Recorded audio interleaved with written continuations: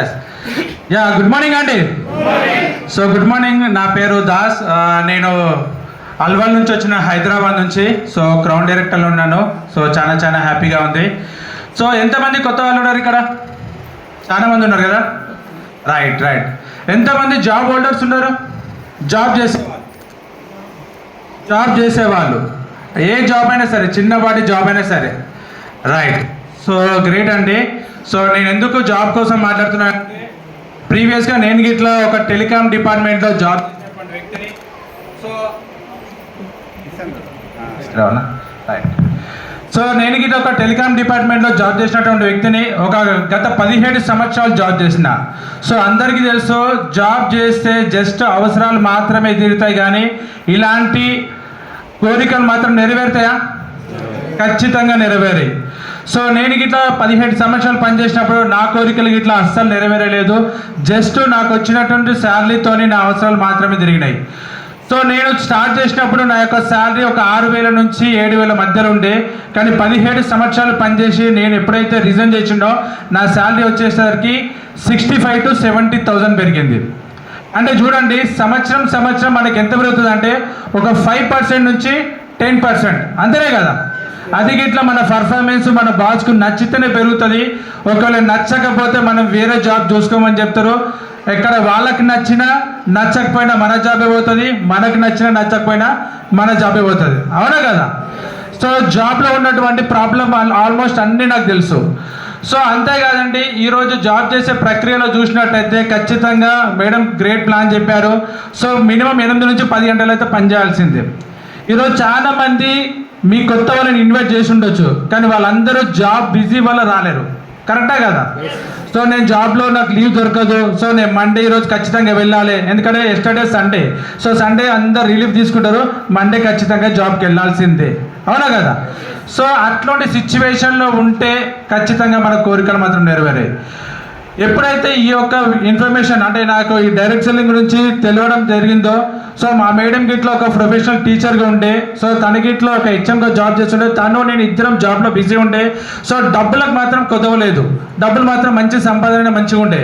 కానీ ఏదైతే మనం ఈ కొన్ని కోరికలు ఏవైతే మనం అనుకున్నామో, ఇల్లు కానీ లేకపోతే కారు కానీ ఫారెన్ ట్రిప్లు కానీ, ముఖ్యంగా security, income and time freedom, so ఇవి మాత్రం మా జీవితంలో లేవండి. ఎందుకంటే జాబ్లో చేసే వాళ్ళకి ప్రతి ఒక్కరికి తెలుసు, టైం అనేది చాలా ఇంపార్టెంట్. ఏ లీవ్ కావాలన్నా కానీ మన బాస్ పర్మిషన్ మీదే తీసుకోవాలి, కరెక్టా కదా.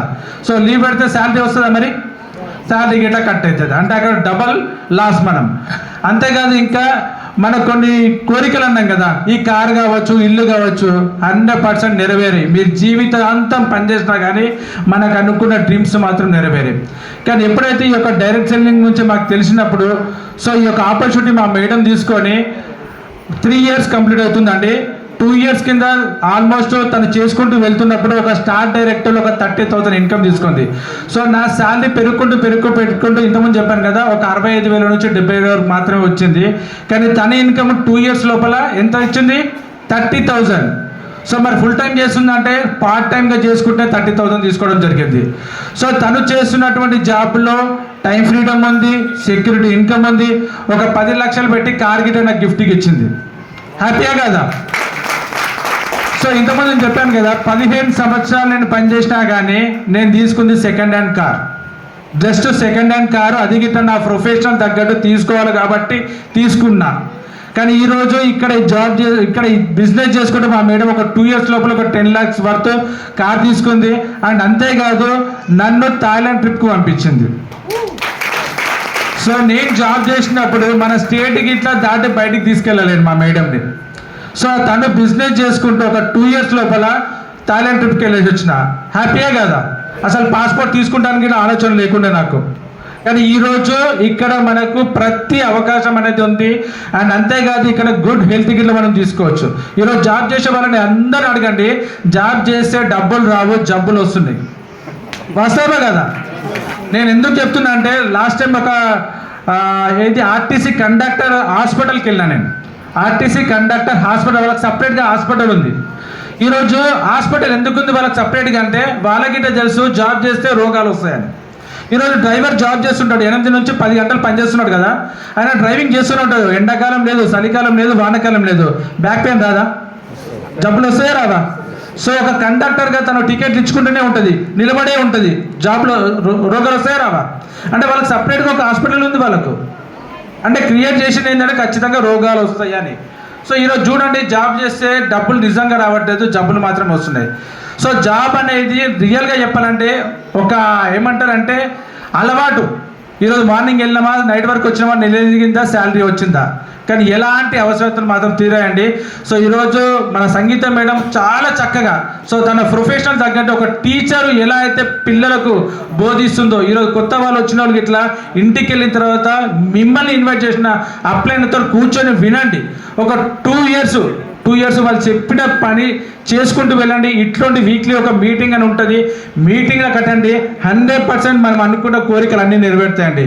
సో ఈరోజు నేను 70,000 ఏదైతే నా జాబ్లో సంపాదిస్తున్నానో ఆ జాబ్కు రిజైన్ చేసి ఫుల్ టైమ్గా వచ్చినానో, ఈరోజు మా మేడం ఇట్లా జస్ట్ 3 ఇయర్స్ లోపల 70,000 తీసుకుంటుంది ఈ బిజినెస్ నుంచి.